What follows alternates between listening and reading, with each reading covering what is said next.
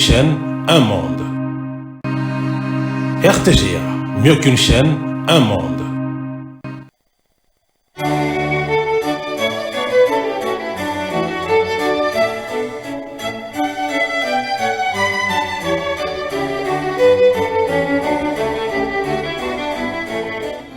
Ce journal vous est offert par Tango Protection.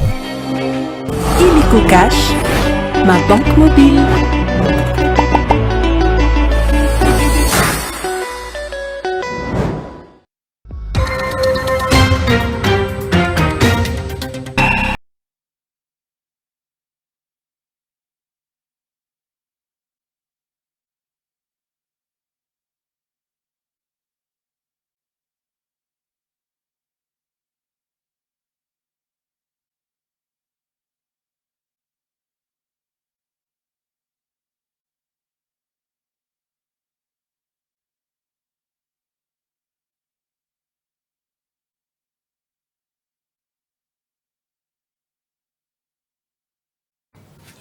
Mesdames et messieurs, bienvenue dans cette édition d'information sur la RTGA.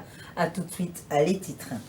14 éléments M23 dans le filet des forces armées de la République démocratique du Congo. Ils ont été arrêtés en embuscade des Ouazalébou sur l'axe Kibumba ce jeudi 26 décembre 2024.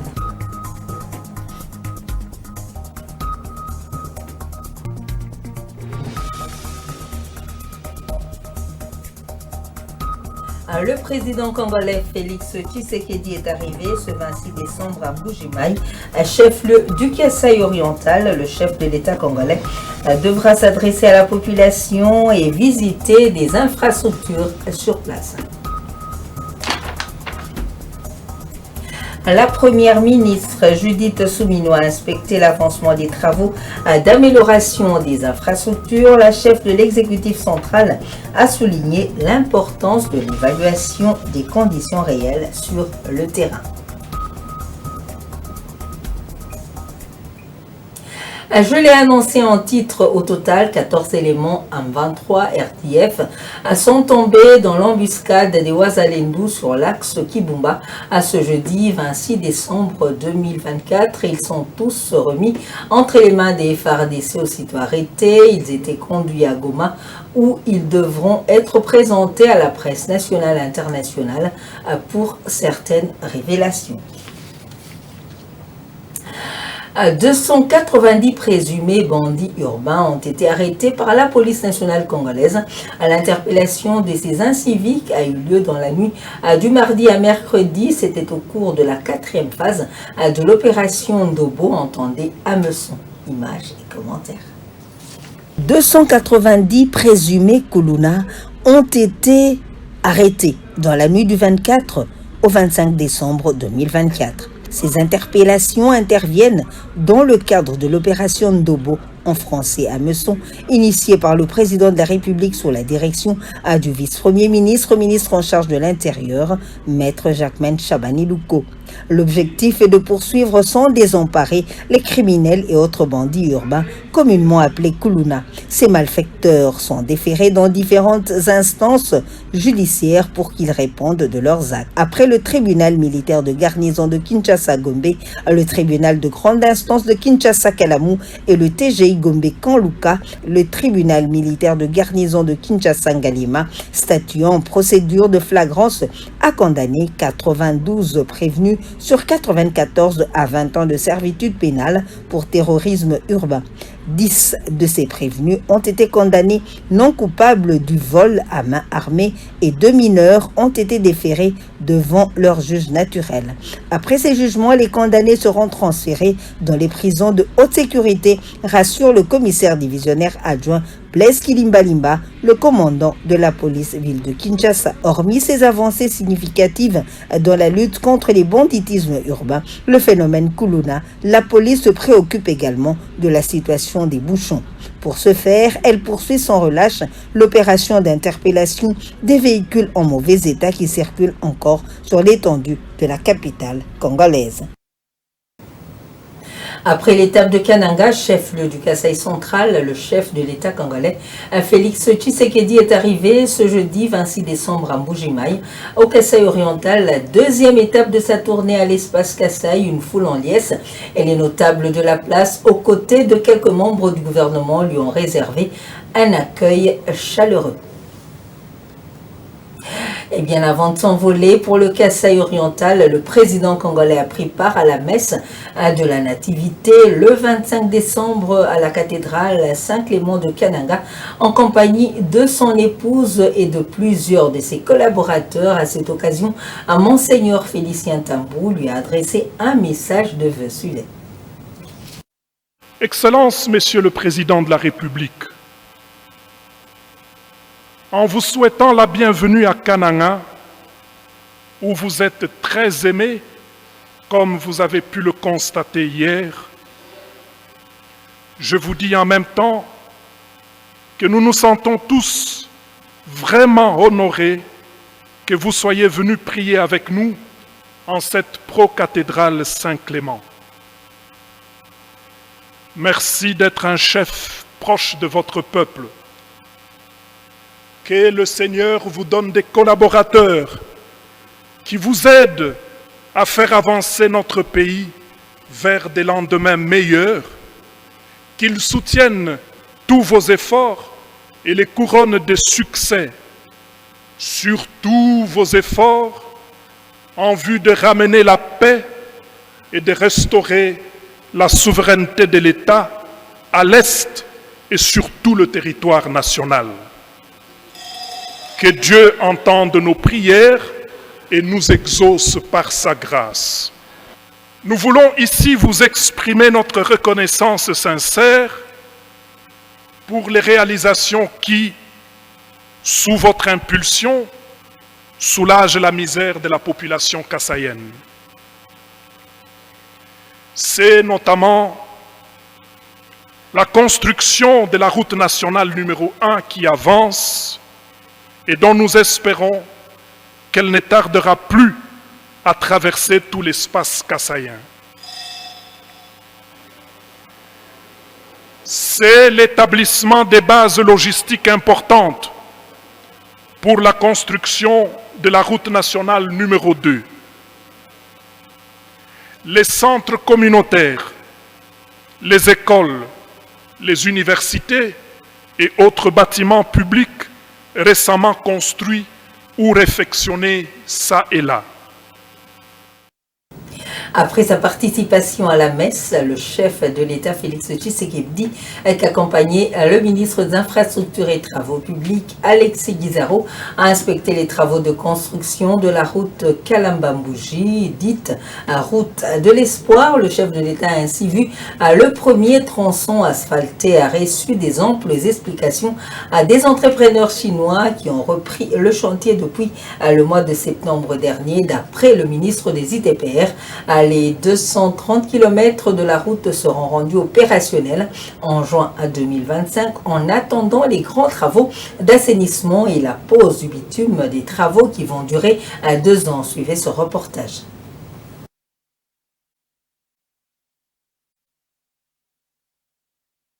Au sujet de la route Kananga-Kalamba-Mbouji, tout a été dit sur les travaux de sa réhabilitation. Le président de la République a ainsi consacré l'après-midi de la journée de nativité à l'inspection de cette route dite de l'espoir. On l'appelle route de l'espoir et même route du salut. Pour la population de la province du Kasaï central, c'est une véritable route pour le salut parce que cette route, à l'époque où elle était praticable, elle permettait à ce que cette population puisse acquérir des biens, que ce soit des biens de première nécessité. L'essentiel du coût de la vie était assez bas. Le chef de l'État, Félix-Antoine Tshisekedi Tshilombo, a parcouru 25 km sur la route nationale numéro 1 jusqu'au village Matamba, qui constitue en même temps le point de départ de la route Kalamba-Mbouji, puis s'est dirigé vers l'usine de Concassage, site de production de gravier et de béton armé. Tous les détails de son fonctionnement ont été donnés au président de la République. La base de vie des entreprises chinoises était la dernière étape de son inspection. Accompagné du ministre des Infrastructures, Travaux publics et Reconstruction, Le chef de l'État a vu le premier tronçon asphalté de la route Kalamba-Mbouji et a reçu d'amples explications des entreprises chinoises ayant repris ces chantiers depuis le mois de septembre de cette année. Interrogé au sujet de l'évolution des travaux, le ministre des ITPR, Alexis Guissaro, a annoncé que d'ici juin 2025, les 230 km de la route dite de l'Espoir seront rendus praticables en attendant les grands travaux d'assainissement et de la pose des bitumes. Nous voulons rassurer la population que cette route va être réalisée. Et nous prenons rendez-vous avec la population du Kasaï central en juillet 2027. Juillet 2027, ça veut dire à peu près dans 2 ans et demi, ces travaux seront totalement achevés, c'est-à-dire que la route sera bitumée.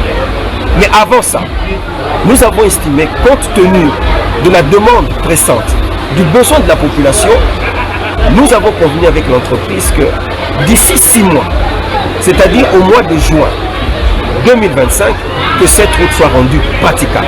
Pour rappel, lors de son arrivée à Kananga mardi, le président de la République s'adressant à ses concitoyens s'était engagé d'achever la construction de cette route avant la fin de son mandat. À défendre, interpeller, contrôler et plaider pour l'avenir de nos populations à la route Kalamba-Mbouji, l'espoir du centre kassaïen et mon combat. Tels sont les propos du député national Meshak Mandefumwila du Congrès national congolais après avoir accompagné le chef de l'État sur la route Kananga-Kalamba-Mbouji. Pour lui, ceci est le résultat du plaidoyer de son parti qui voit le chef de l'État à Kananga pour visiter cette route, l'honorable Meshak Mandefou est dans ce propos choisi pour vous par Soleil Ntumba Moufika. Pour la préoccupation, ce n'est pas les fruits de hasard, mais plutôt un lobbying.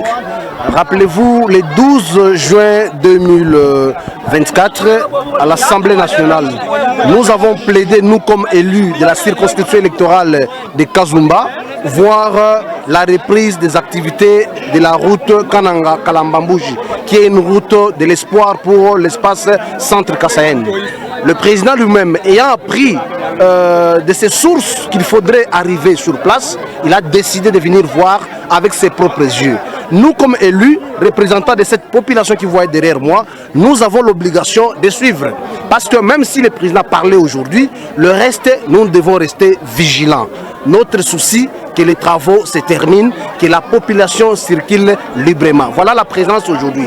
Donc nous lui souhaitons la bienvenue dans la terre de nos ancêtres, ici dans les territoires de Kazumba où on est élu. Moi, comme élu, je n'ai pas l'obligation de cacher. Lorsque je vois quelque chose, je vais représenter, je vais parler. Donc ceux qui pensent que c'est un semblant, c'est leur point de vue. Moi, comme élu, je vois avec mes yeux. Si je vois que non, ici, il y a un semblant, je me ferai les devoirs. J'ai vu que les travaux sont en train d'être achevés. J'ai visité la base vie que vous venez de voir. J'ai visité là où on est en train d'installer la concassère avec quelques pierres déjà mises sur le champ. Donc pour moi, je pense qu'il y a lié de mettre la confiance dans le chef du président de la République parce que ça demande une volonté commune. Nous, comme acteurs politiques, et voir aussi qui gèrent les institutions, ensemble, nous allons une fois de plus amener cette population à contempler cette réalité. Voilà ce que je vois, à mon humble avis, en ce jour. La recommandation majeure, d'abord, l'ouverture de la route. Étant donné que le concasseur est en pleine installation, la base vie est en finissage, nous demandons à ce qu'on ouvre la route. La première ministre Judith Souminois a de son côté effectué ce jeudi 26 décembre une tournée à Kinshasa pour inspecter l'avancement des travaux d'amélioration des infrastructures. Elle a souligné l'importance de mener cette visite dans le calme afin de mieux évaluer les conditions réelles sur le terrain. Lors de ses observations, la première ministre a constaté des problèmes d'embouteillage et a entendu les préoccupations des commerçants, notamment ceux du marché Sombazi Ziguida qui souffre de la baisse de la clientèle en raison de l'état dégradé de route. Elle a noté que plusieurs chantiers avaient été lancés, notamment à Kabombaré, Kulumba, Bandalungwa et Gombe, et a exprimé son optimisme quant au désengorgement prévu grâce à ces initiatives. Elle a également évoqué des préoccupations d'assainissement, appelant l'amélioration du drainage dans les caniveaux. La Première ministre a félicité la direction des travaux publics pour leur supervision efficace et a insisté sur l'importance de garantir l'achèvement des infrastructures qui sont essentielles pour le bon fonctionnement de la ville. À l'avenue Lumumba dans le Congo central, dans un état piteux, la population vivant aux encablures de cette voie se plaint de l'impraticabilité de cette route due aux nids de poules qui se sont formés. Le maire de la ville et les techniciens de l'Office des voiries et drainage ont inspecté le lieu pour voir dans quelle mesure réhabiliter cette avenue. Images et commentaires. C'est un constat amer sur la difficulté qu'éprouvent les usagers de l'avenue Lumumba que le maire de la ville de Boma, Senghor Mbutuyimbi Kwakula, est descendu sur le terrain pour palper du doigt l'état de délabrement très avancé de cette avenue. La brigade provinciale de l'Office des voiries et drainage est chargée d'effectuer les travaux de réhabilitation de cette grande artère de Boma. Ces travaux consisteront à couvrir du béton armé des nids de poules ayant élu domicile sur les artères de cette ville portuaire. Les travaux vont commencer par l'élimination des plus grands flaques d'eau qui stagnent devant le centre hospitalier La Grâce, une formation médicale de la place. Avec M. le maire, pour qu'on trouve une solution pour bétonner cet endroit.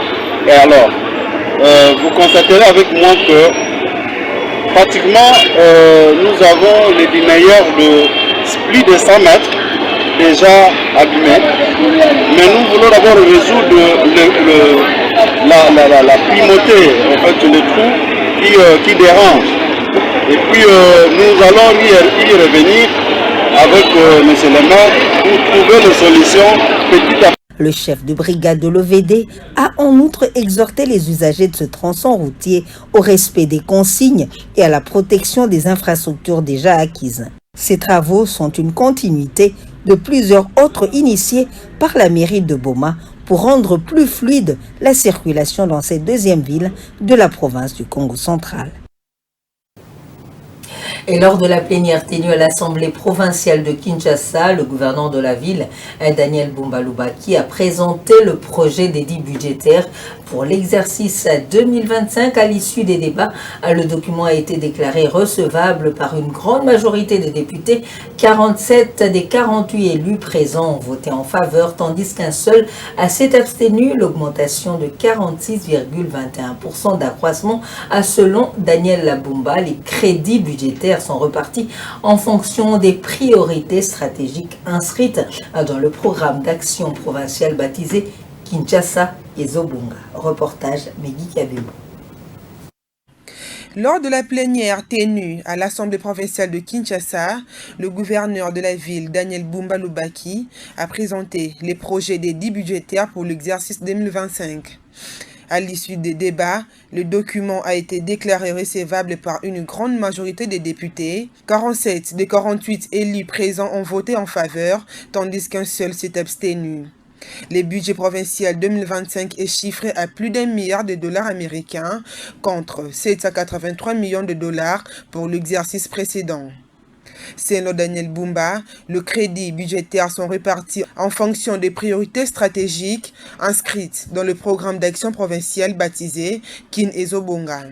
Il est prévu la construction et la réhabilitation de 100 écoles, 250 latrines publiques, l'acquisition de bancs et pupitres dans le cadre de la campagne Pas d'école sans banc à Kinshasa, la construction et l'équipement des bibliothèques scolaires, la sécurité de Kinoises et Kinois fait partie de l'objectif majeur et engagement de ma mandature consacrée dans notre credo faire de Kinshasa une ville moderne, salubre et sécurisée. 295 milliards 289 854 000 francs congolais sont arrêtés comme crédit d'investissement avec comme objectif renforcement de l'autorité des États et consolidation de la paix et du bien vivre ensemble. Sur ce, votre gouvernement prévoit pour l'année budgétaire 2025 l'acquisition de 12 camions anti-incendie, la construction de 4 casernes de sapeurs-pompiers, soit une caserne par district, construction et déploiement, des bureaux de sous-commissariat de police de proximité, y compris des maisons carcérales, la construction des bureaux, des quartiers et de l'état civil. Après son adoption en plénière, le projet d'édit budgétaire a été transmis à la Commission économique et finances de l'APK pour une analyse détaillée. Les conclusions de cette commission sont attendues dans un délai de 2 jours. Reconnu comme épicentre de la Mpox en RDC, les zones de santé de Kamituga et Mwenga enregistrent une diminution notable des cas, une tendance encourageante de la part des autorités locales qui estiment que la lutte contre cette épidémie porte des fruits. Le relais communautaire assure des soins gratuits dans les aires de santé pour protéger les vies. Dans la province du Sud Kivu, les autorités sanitaires poursuivent la lutte contre la maladie Mpox qui porte déjà des fruits. Dans les zones de santé de Kamituga et Mwenga, les centres de traitement se vident progressivement. 86,7%, 1050 cas sont sortis du centre de traitement. Les guéris sont estimés à 1041, soit 99%, et 9 cas décédés, soit 1%. Et donc, actuellement, au centre de traitement, nous avons 31 malades sous traitement. Et donc, l'incidence a tendance à baisser actuellement. Le médecin se réjouit également que sa zone de santé soit épargnée par d'autres épidémies majeures comme le choléra et la rougeole. À Mwenga, situé à environ 45 km de Kamituga, la situation est tout aussi encourageante. Le docteur Daroke Mukobelwa, médecin directeur de l'hôpital général de référence, note également une nette amélioration. Ils ont trouvé un site, donc leur localisation, l'isolement où ils sont internés grâce aux efforts, comme on avait dit, de l'OMS. Maintenant là, l'épidémie, on ne dépasse pas encore 10 cas. C'est 3, 4, 5, 6 cas qu'on a en hospitalisation et ce ne sont pas encore des cas graves. Donc, ce sont les cas qui sont rapidement diagnostiqués. On les amène, on les traite et puis ils s'en sortent guéris. Les patients de leur côté expriment leur gratitude pour la prise en charge gratuite qui inclut non seulement les soins, mais également l'alimentation rendue possible grâce aux partenaires du gouvernement. Kamituga, ville minière nichée sur les pentes occidentales des montagnes de Mitumba, retrouve peu à peu un semblant de sérénité. Mais la prudence reste de mise, car même si l'épidémie ralentit, le combat n'est pas encore terminé. Un hôpital moderne pour des soins appropriés au bénéfice des populations de la région de Beni-Lubero, une initiative des autorités militaires dans le cadre du renforcement de la collaboration civile-militaire, un projet de construction d'un hôpital moderne avec une capacité de 65 lits du général-major Chintambwe à la rescousse des civils et militaires. Images et commentaires. C'est pour répondre aux besoins en soins médicaux des militaires engagés sur les différents fronts de la région de Beni-Lubero, aussi pour renforcer la collaboration civilo-militaire que le général-major Chico Chintambwe a lancé depuis juillet dernier un projet ambitieux de la construction d'un hôpital moderne. Une initiative qui vise à offrir des soins appropriés tant aux militaires blessés qu'à la population locale. C'est au camp général-major Chico Chintambwe, situé à 10 km au sud-ouest de la ville de Beni, que sera bientôt doté d'un hôpital moderne. Sur le chantier de l'hôpital général de référence Chico Chintambwe, les travaux avancent à grands pas, constitué de 4 bâtiments construits en languettes de bois rouge, une structure médicale moderne qui proposera dès son inauguration 65 lits pour des soins en temps normal. Parmi les services prévus, un département d'imagerie avec radiologie numérique, une échographie moderne, la dentisterie ainsi que 2 blocs opératoires et une salle de surveillance. Ces équipements modernes devraient répondre aux besoins sanitaires de la population locale et de l'armée. Le promoteur du projet, le général-major Chico Chintambwe Jérôme, accompagné de plusieurs officiers supérieurs de l'armée, ont inspecté l'avancement des travaux. Plusieurs officiers ont salué cette initiative. À noter que les soins à l'hôpital général de référence général Chico Chintambwe seront entièrement gratuits, un atout majeur pour les militaires et la population locale. Avec cet ajout, la région de Béni comptera désormais 2 hôpitaux militaires, renforçant ainsi l'offre des soins de cette zone stratégique. Après le président de la République, la ministre de la Culture, Art et Patrimoine, Yolande Elébé, a remis officiellement à la première ministre Judith Souminois le portrait officiel du président de la République pour son nouveau quinquennat. Il s'agit d'une œuvre conçue en respectant les critères visuels et artistiques, suivant les dispositions de l'arrêté ministériel portant institution du portrait officiel du président de la République. Ce portrait sera affiché dans tous les bureaux des institutions de l'administration, des missions diplomatiques. Suivait à ce propos la ministre de la Culture, Art et Patrimoine au sortir de l'audience lui accordée par la première ministre Judith Souminois.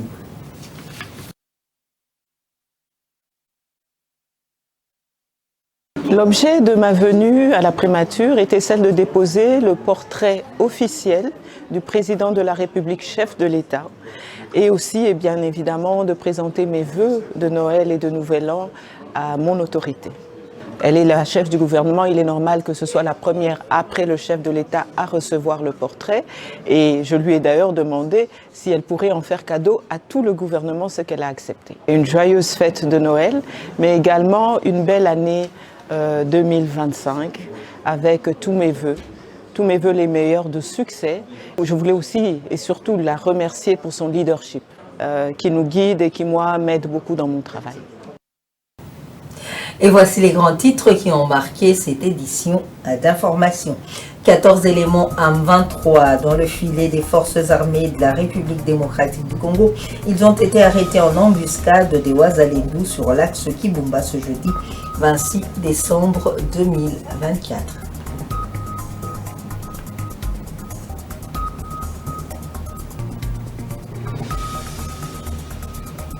Le président congolais Félix Tshisekedi est arrivé ce 26 décembre à Mbuji-Mayi, chef-lieu du Kasaï oriental. Le chef de l'État congolais s'est adressé à la population et devra visiter pendant son séjour les infrastructures sur place.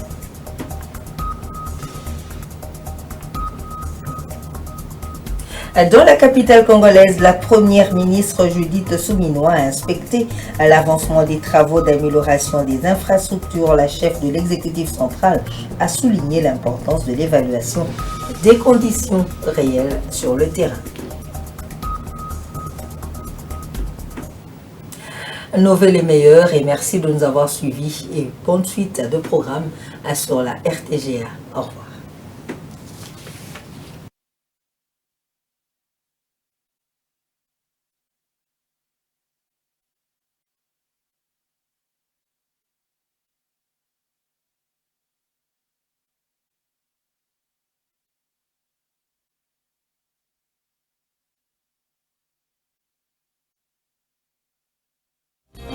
Ce journal vous a été offert par Tango Protection. Illico Cash, ma banque mobile.